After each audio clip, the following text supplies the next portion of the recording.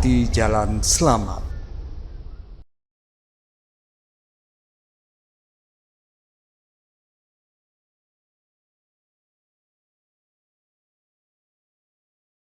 Assalamualaikum warahmatullahi wabarakatuh.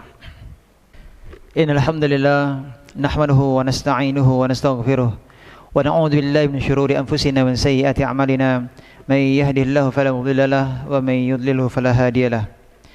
Wa asyhadu an la ilaha illallah wahdahu la syarika lahu wa asyhadu anna Muhammadan 'abduhu wa rasuluh. Allahumma shalli wa sallim ala nabiyyina Muhammad wa ala alihi wa ashabihi wa man tabi'ahum bi ihsanin ila yaumiddin. Amma ba'd, ibu-ibu yang semoga senantiasa dirahmati Allah Subhanahu wa taala dan segenap pemirsa Najah TV dimanapun Anda berada, azanallahu wa iyyakum. Alhamdulillahilladzi bi ni'matihi tatimmu shalihat. Kesempatan yang berbahagia ini kita akan melanjutkan pembahasan kita tafsir juz amma, yang mana kesempatan ini kita akan pelajari bersama surah Al-'Adiyat. Surah Al-'Adiyat. Al-'Adiyat, apakah artinya dari Al-'Adiyat? Kita lihat dan kita baca terlebih dahulu ya, ayat yang pertama. A'udzu billahi minasyaitonir rajim. Bismillahirrahmanirrahim. Wal 'adiyati dhabha. Kalau kita baca terjemah, wal 'adiyati dhabha artinya apa?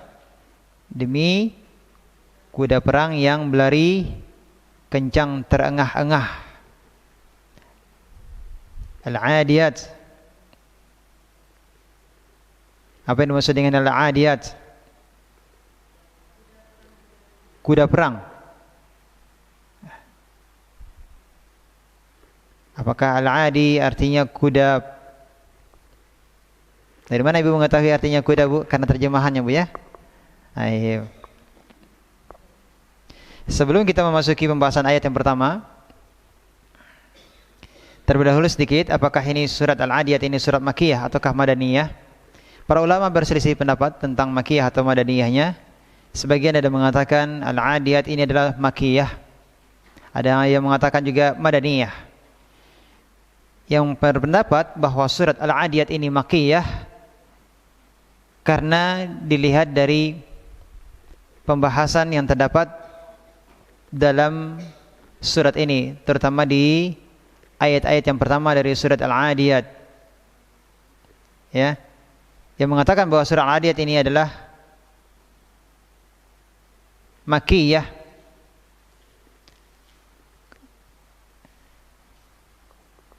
Ya, berkenaan dengan surat ini adalah Makkiyah karena surat ini berisi pembahasan tentang hari kiamat, ya, di mana Allah Subhanahu wa taala membongkar seluruh rahasia yang tersimpan di dalam dada-dada manusia.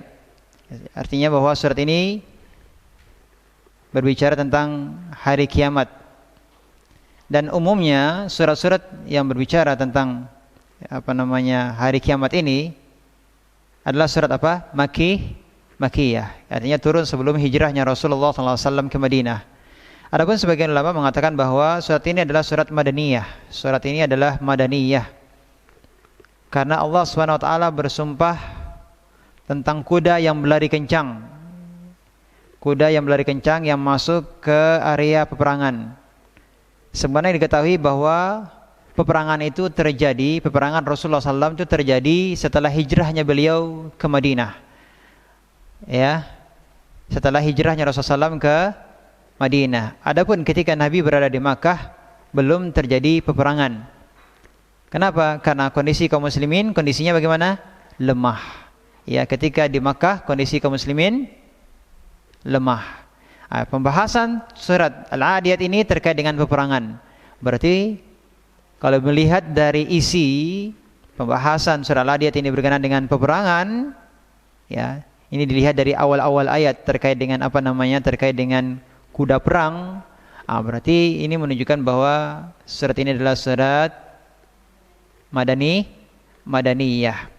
Namun kalau yang diperhatikan isinya ini adalah berkaitan dengan pembahasan hari kiamat, umumnya pembahasan tentang hari kiamat itu menunjukkan apa, Bu? makiyah. Sekali lagi para ulama berbeda pendapat apakah ini makiyah ataukah madaniyah. Baik. Tadi sudah kita sebutkan bahwa artinya wal 'adiyati dhabha, Allah Subhanahu wa taala bersumpah dengan al-'adiyat. Al-'adiyat diambil dari kata al-'adwu. Al-'adwu artinya berlari dengan cepat, berlari dengan cepat. Al-'adiyat berasal dari kata al-'adwu, artinya berlari dengan cepat. Dhabha artinya suara yang keluar dari seekor kuda yang terengah-engah ketika berlari. Jadi dhabha di sini adalah apa? Suara yang keluar, ya, suara nafas. Ya, suara nafas yang keluar ketika berlari, ya, terengah-engah. Jadi secara bahasa, makna ayat ini adalah demi yang berlari dengan cepat sambil terengah-engah. Demi yang berlari cepat sambil terengah-engah. Nah, di sini sebenarnya tidak diketahui apa atau siapa yang berlari dengan cepat dengan nafas yang terengah-engah, itu tidak diketahui siapa. Ya. Allah tidak menjelaskan tentang siapa yang disifati dengan yang terengah-engah. Hanya dikatakan berlari kencang dengan terengah-engah. Namun Ibnu Abbas radhiyallahu anhuma ya berpendapat bahwa al-'adiyat itu maknanya adalah kuda. Ya. Jadi kuda yang berlari dengan cepat, kuda yang berlari dengan cepat, ya, dan terengah-engah dalam peperangan. Jadi menurut tafsiran Ibnu Abbas bahwa yang dimaksud dengan al-'adiyati wal 'adiyati dhabha di sini adalah kuda. Kuda yang berlari dengan cepat, yang terengah-engah, ya, dalam peperangan. Dan ini adalah pendapat jumhur ahli tafsir, ya, mayoritas ulama tafsir berpendapat bahwa makna al-'adiyat apa? Kuda. Ya. Dan ini ditunjukkan oleh ayat-ayat berikutnya yang menjelaskan tentang sifat-sifat kuda. Nah, akan kita pelajari setelah ini yang menunjukkan tentang sifat-sifat kuda. Jadi sebenarnya al-'adiyat itu berasal dari kata al-'adi. Al-'adi isim fa'il dari kata al-'adu. Maknanya berjalan dan berlalu dengan cepat. Adapun dhabha itu artinya terengah. Ya. Ad-dhabh itu adalah suara yang terdengar dari mulut kuda ketika kuda berlari kencang. Ya. Jadi terdapat suara yang keluar dari dada kuda ketika berlari. Nah, ini menunjukkan apa? Menunjukkan betapa kuat dan kencangnya lari kuda-kuda tersebut. Menunjukkan apa? Betapa kuat dan kencangnya lari kuda-kuda tersebut. Sehingga sampai terdengar bunyi suara yang keluar dari dadanya, ya, terengah-engah. Ayat yang kedua, falmuriyati qadha,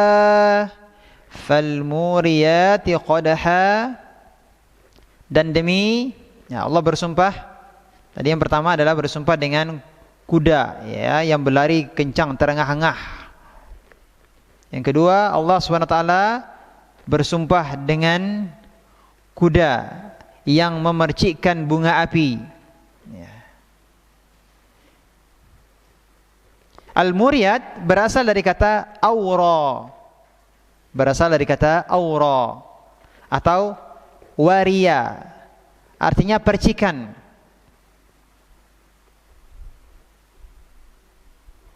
Jadi maksud dari kata ini adalah percikan api ketika batu-batu dibenturkan satu sama lainnya.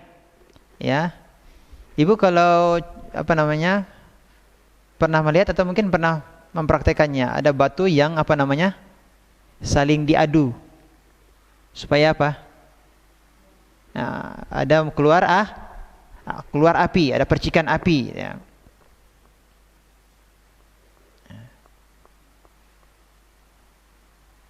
Jadi al-qadah itu adalah pukulan, ya, pukulan terhadap batu untuk menyalakan api. Itu qadah. Maka maksud dari ayat ini adalah kuda-kuda yang berlari dengan cepat. Ketika berlari, kuku-kuku kuda tersebut mengenai batu yang menyebabkan efek munculnya percikan-percikan api. Jadi kuku-kuku kuda itu mengenai apa? Mengenai batu. Apa yang terjadi? Muncullah percikan-percikan api. Ya, kuda-kuda ini karena kuat dan kencangnya lari mereka, ya, kuatnya hentakan kaki kuda ke bumi, dan ketika menghentakkan bumi berbenturan dengan bebatuan sehingga menimbulkan percikan api. Ini dikarenakan begitu kuat dan kerasnya lari kuda-kuda tersebut, ya, kerasnya hentakan kaki kuda ke tanah.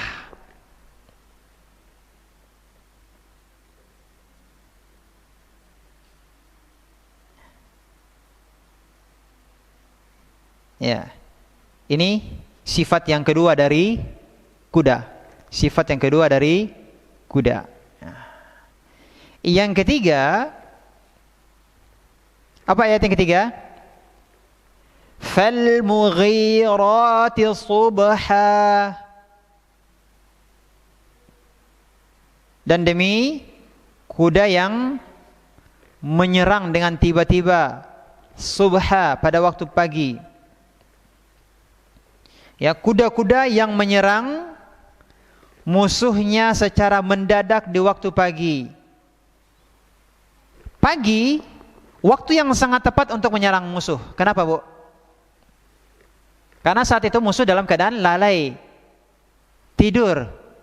Kalau seandainya musuh terbangun karena serangan, ya, kaget, mereka masih dalam keadaan apa? Masih keadaan lemah, masih keadaan malas, masih belum pulih kesadarannya, ya. Belum sempurna kesadaran mereka.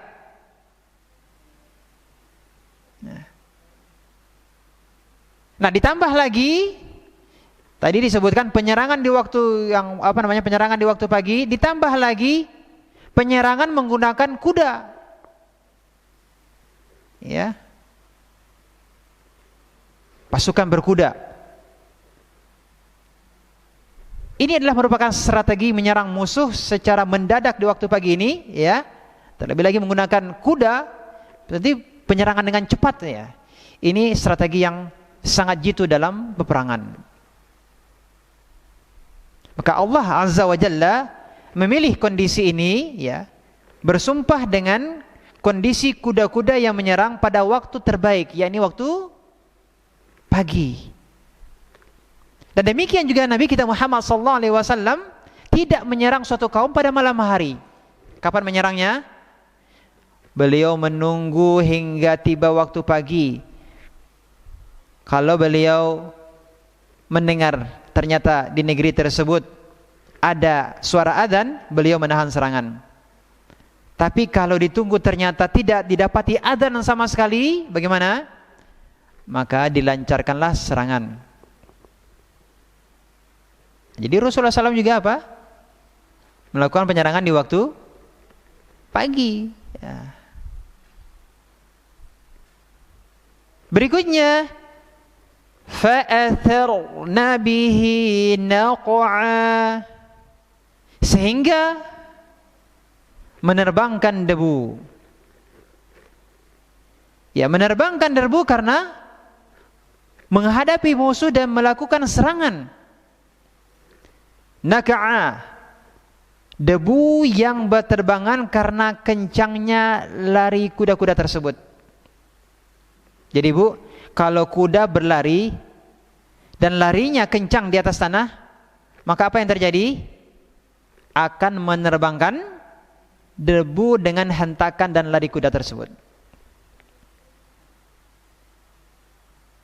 Inilah kuda-kuda yang masuk ke medan peperangan ya dengan gerakan yang sangat cepat sehingga menyebabkan debu-debu yang berterbangan. Yang kelima, kuda tersebut disifati dengan fawasatna bihi jam'a. Wasat, tengah. Lalu menyerbu ke tengah-tengah. Ke tengah-tengah apa? Jam'a. Ya, kumpulan musuh. Artinya kuda tersebut mengantarkan pasukan, ya, mengantarkan penunggang kuda masuk ke tengah-tengah barisan musuh dan bertempur dengan mereka. Jadi jam'a itu artinya para musuh yang diserbu.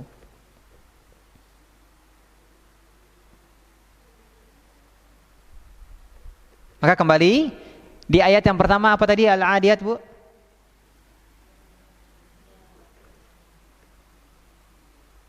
Sebenarnya al-adi itu artinya apa? Yang berlari kencang. Awalnya tidak diketahui di situ yang berlari kencang itu apa atau siapa. Tetapi kemudian diketahui dari mana, Bu? Pada ayat-ayat berikutnya yang semuanya itu menyifati apa? Menyifati kuda. Lebih khusus yakni kuda perang. Kuda perang. Jadi wal 'adiyati dhabha, sehingga diterjemahkan Allah bersumpah dengan kuda perang yang berlari kencang, dhabha, terengah-engah. Ya. Taib, inilah sumpah Allah Subhanahu wa taala ya dengan kuda perang. Di antara pelajaran yang dijelaskan oleh ulama tafsir, Allah bersumpah dengan kuda perang. Ya. Ini menunjukkan adanya keistimewaan kuda dan adanya manfaat dari kuda, terlebih lagi kuda perang. Di antara faedahnya ketika ayat ini turun, untuk apa? Untuk menakut-nakuti orang-orang musyrikin. Ya. Bahwasanya Allah bersumpah dengan kuda perang, ya. Adanya jihad, adanya kekuatan dari kaum muslimin, ya. Sehingga Allah Subhanahu wa taala bersumpah dengan ya kuda perang. Berikutnya, apa inti dari sumpah Allah Subhanahu wa taala? Apa yang Allah inginkan dengan sumpah tersebut, Ibu? Allah ingin menegaskan tentang, kita baca ayat berikutnya, ayat yang ke-6. Apa yang ingin Allah tegaskan? Innal insana li rabbihi lakanud.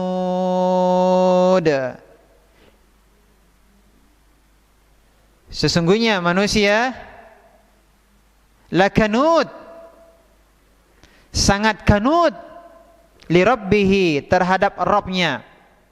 Apa artinya kanut? Ingkar, kufur terhadap nikmat Rabbnya.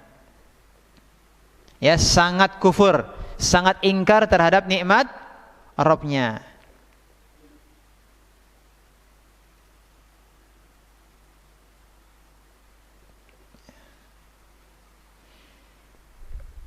Al-Hasan Al-Basri berkata tentang ayat ini,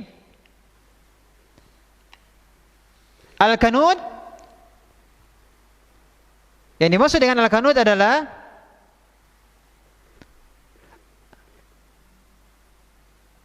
orang yang menghitung-hitung, mengingat-ingat musibah, ya, dan melupakan kenikmatan dan anugerah dari Rabb-Nya.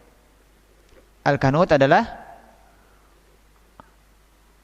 orang yang menghitung-hitung, ya, mengingat-ingat musibah dan melupakan kenikmatan dan anugerah dari Rabb-Nya. Jadi yang dia ingat-ingat apa? Musibah. Adapun nikmat Allah Subhanahu wa taala tidak dia perhitungkan. Adapun Al-Fudail bin Iyad berkata, Al-Kanut adalah orang yang satu saja keburukan yang dialaminya, maka itu telah menjadikannya menjadikannya lupa kebaikan yang banyak. Al-Qanut adalah orang yang satu saja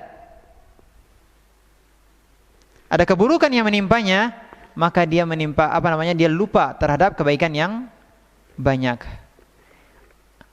Adapun asy-syakur adalah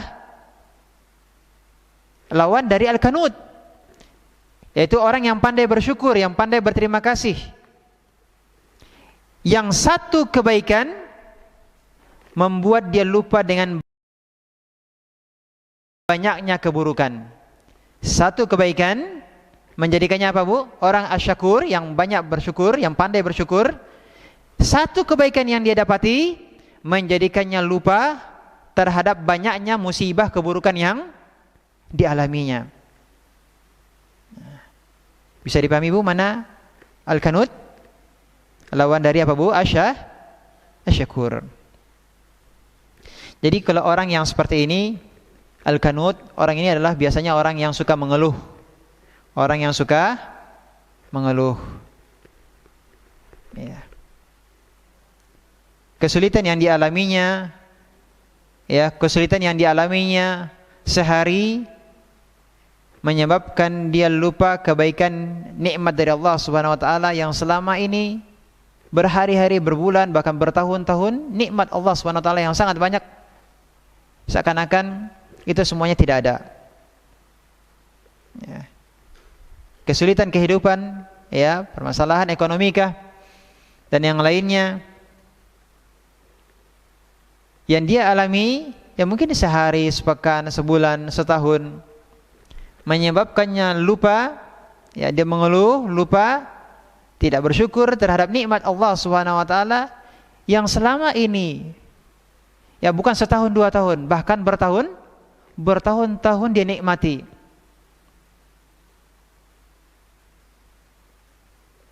Jadi kesulitan, kesusahan sesaat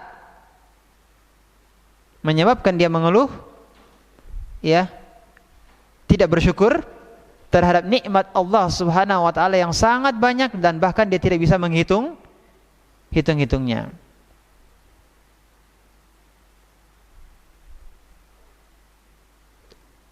Kemudian apa yang ingin Allah tegaskan? Wa innahu ala dzalika lasyahid. Dan sesungguhnya itu kembali kepada apa? Dan sesungguhnya dia kembali kepada al-insan. Wa innahu, sesungguhnya dia, yakni kembali kepada al-insan, manusia.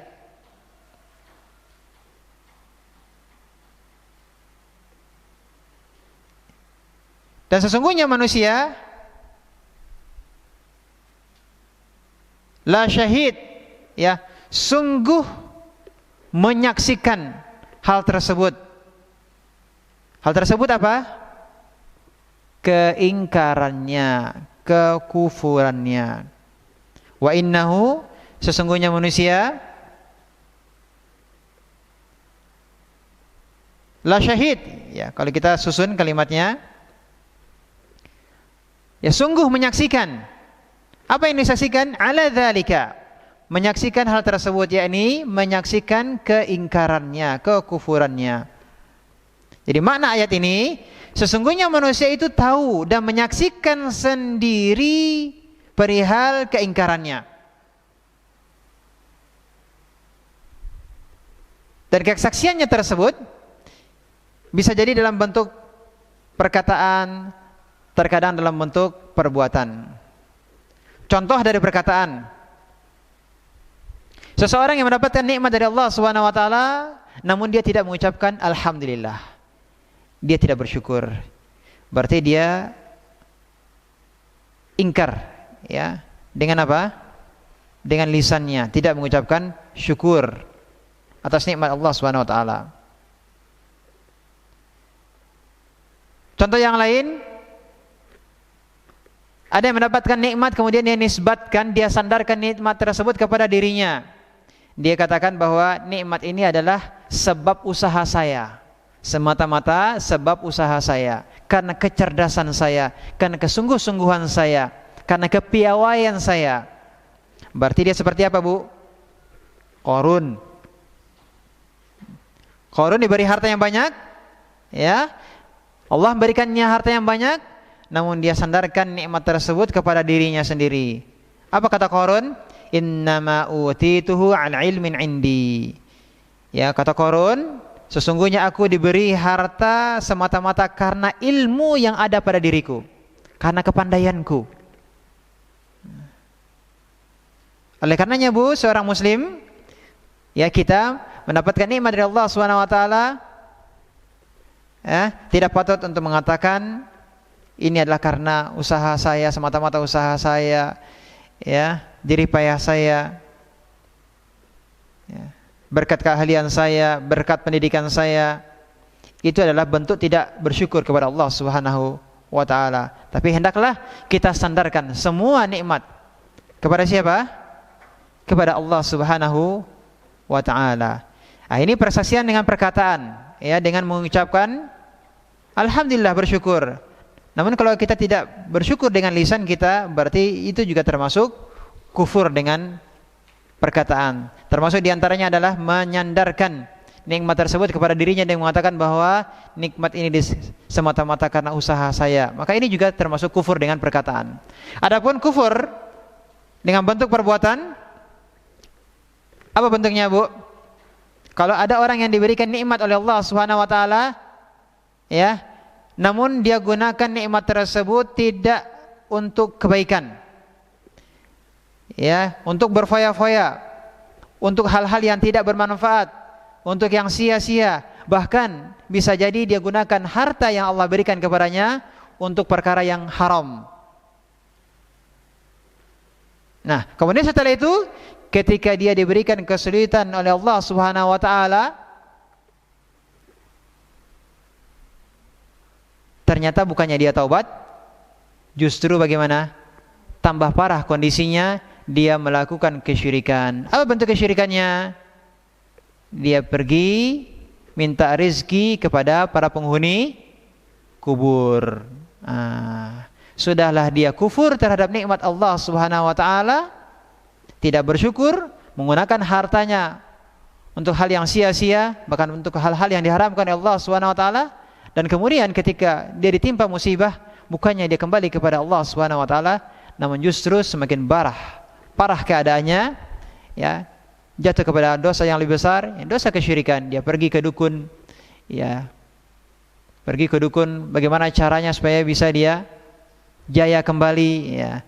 Dia pergi ke kuburan, ya, bagaimana caranya, ya, supaya bisa menjadi perantara, ya, untuk kembali dia makmur lagi, ya. Padahal seharusnya dia kembali kepada Allah Subhanahu wa taala, karena nikmat apapun itu semuanya kembali, ya, disandarkan kepada Allah Subhanahu wa taala. Berikutnya, wa innahu lihubbil khairi lasyadid. Dan sesungguhnya manusia, ya,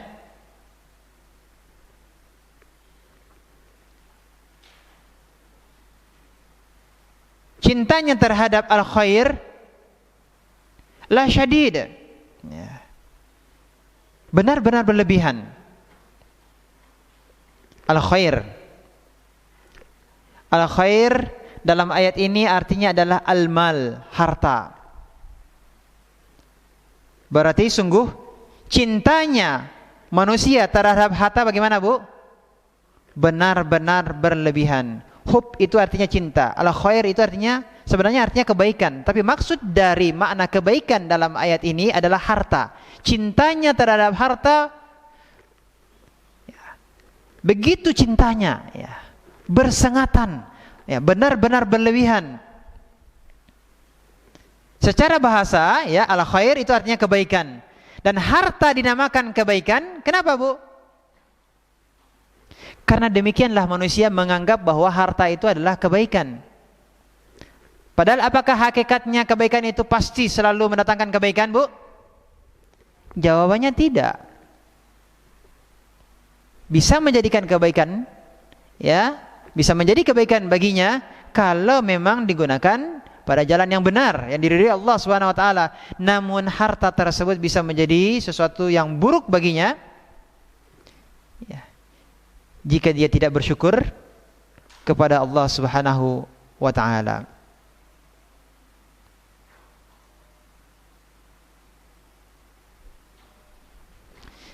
Dan kita lihat kenyataannya bahwa kebanyakan manusia menjadikan tolak ukur atau barometer, ya, kemuliaan seseorang dengan harta. Kalau ada orang yang kaya raya, maka dia akan dihormati. Karena menurut manusia harta itu adalah kebaikan. Padahal bisa jadi harta yang banyak tersebut pada orang kaya bisa jadi menjadikannya dia hina di sisi Allah Subhanahu wa taala karena kekufurannya terhadap nikmat Allah Subhanahu wa taala. Ya. Dan ketika kita mempelajari pada pertemuan yang lalu pembahasan tentang waris, ya, dalam surah Al-Baqarah ayat 180 Allah menyebutkan kata al-khair, kutiba alaikum idza hadara ahadakumul maut in taraka khairanil wasiyah lil walidain. Ya, in taraka khairanil wasiyatu lil walidaini wal aqrabina bil ma'ruf. Ya, diwajibkan atas kamu apabila maut hendak menjemput seseorang di antara kamu, ya, jika dia meninggalkan khair, maksudnya adalah meninggalkan harta. Intaraka khaira, kalau dia meninggalkan harta, maka hendaklah dia berwasiat untuk kedua orang tua dan karib kerabat dengan cara yang baik, ya, sebagai kewajiban bagi orang-orang yang bertakwa.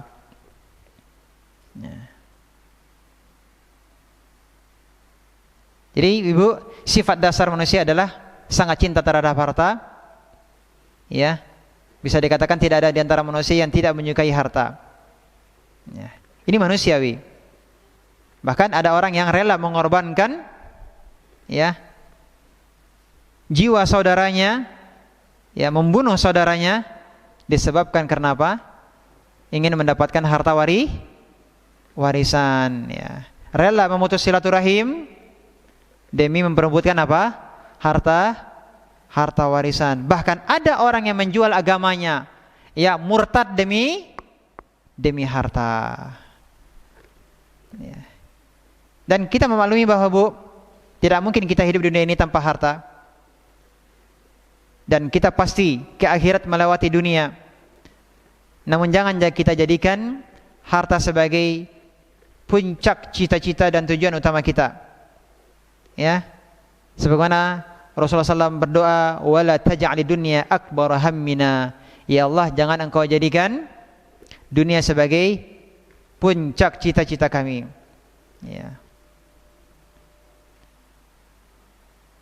Dan sebagian ulama tafsir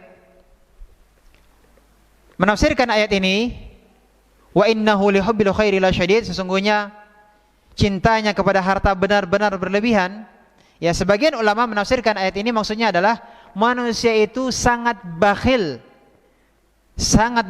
karena sangat cintanya terhadap hartanya. Ya, Al-Hafidz Ibnu Katsir, ya, menyebutkan hal ini dalam tafsirnya. Sebagaimana firman Allah Subhanahu wa taala surat Al-Fajr, ya, surat Al-Fajr, kalla bal la tukrimunal yatim wala tahadduna ala tu'amil miskin wa ta'kuluna turatha aklal lamma wa tuhibbunal mala hubban jamma. Apa artinya? Sekali-kali tidak, bahkan kamu tidak memuliakan anak yatim dan kamu tidak saling mengajak memberi makan orang miskin, sedangkan kamu memakan harta warisan dengan cara mencampur baurkan antara yang halal dan yang haram, dan kamu mencintai harta hubban jamma. Apa artinya hubban jamma? Kecintaan yang berlebihan. Ya, hubban jamma artinya apa? Kecintaan yang berlebihan. Wa tuhibbunal mala hubban jamma, dan kamu mencintai al-mal, harta, hubban jamma, dengan kecintaan yang berlebihan. Oleh karena itu ibu-ibu, kecintaan terhadap harta yang sangat besar ya bisa membuat seseorang menjadi bakhil. Ya, kalau dia mengeluarkan harta, maka sungguh dia akan merasa hal tersebut sangat berat. Ya, mencintai harta manusiawi, namun ya tidak berlebih-lebihan sampai menjadikan harta tersebut sebagai tujuan utama. Ya, jangan kita jadikan harta tersebut sebagai tujuan yang utama.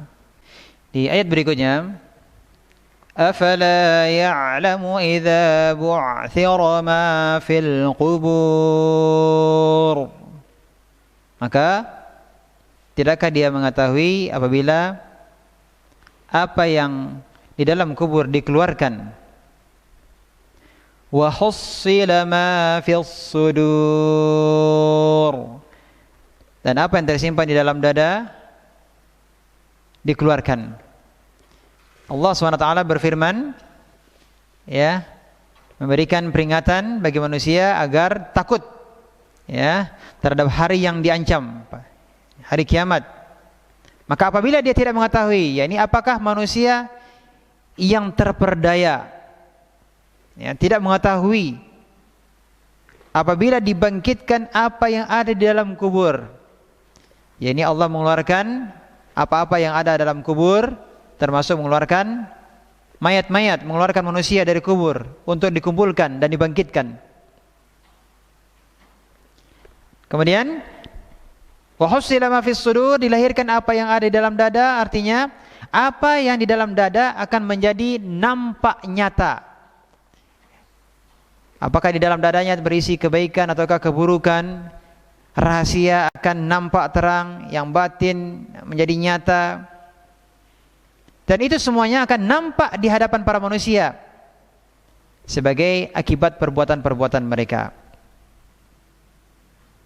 Di ayat yang ke-11, ayat yang terakhir, inna rabbahum bihim yawma idzil khabir. Sesungguhnya Rabb mereka pada hari itu, yakni pada hari kiamat, Maha mengetahui terhadap keadaan mereka. Di dalam ayat ini Allah menggunakan kata khabir. Khabir itu lebih lebih khusus lagi dari alim. Ya, khabir artinya benar-benar mengetahui secara detail, secara terperinci. Ya, sampai pada perkara-perkara yang kecil. Ya. Jadi dalam ayat ini Allah menggunakan ungkapan khabir berkaitan dengan perkara-perkara yang detail, yang rinci, yang disembunyikan oleh manusia di dalam dada-dada mereka. Maka semuanya akan dibongkar oleh Allah Subhanahu wa taala pada hari kiamat, dan Allah akan menampakkan itu semuanya ya kepada hamba-hamba pada hari kiamat kelak. Inna rabbahum bihim yauma idzil khabir. Sesungguhnya Rabb mereka pada hari itu Maha mengetahui keadaan mereka. Artinya apa, Bu? Hendaklah manusia mengetahui bahwa Rabb yang membangkitkan mereka itu Maha mengetahui. Tidak ada yang tersembunyi dari Allah ketika itu pada hari kiamat. Dan Allah akan membalas mereka di hari kiamat. Maka kalau mereka telah mengetahui hal tersebut, maka tidak patut bagi mereka menyibukkan diri dengan kecintaan harta sehingga lalai dari rasa syukur kepada Allah Subhanahu wa taala, lalai dari ibadah, lalai dari beramal untuk hari kebangkitan. Ya. Di sini secara khusus Allah sebutkan bahwa Allah Maha mengetahui kondisi mereka pada hari kiamat. Padahal kita mengetahui bahwa Allah Maha mengetahui setiap waktu, setiap saat. Ya, Allah Maha mengetahui. Tapi secara khusus Allah menyebutkan berkaitan dengan hari kiamat. Ini menunjukkan apa? Tadi sudah disebutkan bahwa yang dimaksud adalah penegasan terhadap kondisi mereka bahwa Allah betul-betul akan memberikan balasan kepada mereka. Tidak ada yang tersembunyi dari Allah Subhanahu wa taala. Bahkan apa yang mereka sembunyikan selama ini di dunia akan Allah tampakkan, ya, akan Allah tampakkan, ya. Inilah ibu-ibu dan sekarang pemirsa Najah TV dimanapun anda berada, ya, pembahasan kita dari surat Al-Adiyat, 5 ayat yang pertama, ya, Allah Subhanahu wa taala bersumpah dengan kuda yang disebutkan sifat-sifatnya, dan kuda yang dimaksud adalah kuda apa, Bu? Kuda perang, ya, kuda perang. Kemudian setelah itu, ya, berkaitan dengan hari kiamat. Allah ingin menegaskan dengan sumpah ini, ya, sumpah Allah Subhanahu wa taala, Allah ingin menegaskan. Apa yang ingin Allah tegaskan? Bahwasanya manusia itu sungguh apa? Sungguh ingkar, kufur terhadap nikmat Rabbnya, ya. Dan manusia juga sungguh mengetahui bahwa dirinya apa? Ingkar, kufur terhadap nikmat Allah Subhanahu wa taala. Ya, dia sangat mengetahui kekufurannya berupa perkataan, berupa perbuatan, ya, terhadap nikmat Allah Subhanahu wa taala. Dan sungguh manusia itu sangat mencintai harta, sangat mencintai harta. Apa kata al-khair? Arti dari al-khair? Li hubbil khair. Ya. Khair di sini artinya apa? Harta. Harta itu akan menjadi baik kalau memang digunakan pada jalan Allah Subhanahu wa taala. Namun harta tidak menjadi baik jika tidak digunakan pada keridhaan Allah Subhanahu wa taala. Dan kecintaan manusia yang berlebih terhadap harta, apa akibatnya, Bu? Bakhil. Ya, bakhil. Maka jangan kita jadikan harta segala-galanya, puncak tujuan keinginan kita, puncak cinta kita terhadap harta. Kemudian terakhir Allah ingatkan untuk orang-orang yang memiliki sifat kufur terhadap nikmat Allah Subhanahu wa taala, yang dia sendiri sebenarnya menyaksikan, mengetahui kekufurannya terhadap nikmat Allah Subhanahu wa taala, dan bahwa dirinya sungguh bakhil, bahwa pada hari kiamat kelak, ya, semuanya akan dibangkitkan pada hari kiamat, ya, dari kubur itu akan dikeluarkan segala apa yang berada di isi yang berada di dalamnya, dikeluarkan, termasuk mayat-mayat akan dikeluarkan, ya, dibangkitkan, akan dikumpulkan, ya. Dan juga demikian apa yang terdapat di dalam dada juga akan ditampakkan. Apakah di dalam dada tersebut berisi kebaikan ataukah keburukan. Dan setelah itu kemudian ada pembalasan, pembalasan. Ingatlah sifat Allah SWT, bahwasanya Allah itu adalah apa? Khabir, maha mengetahui. Apa bedanya khabir dengan alim?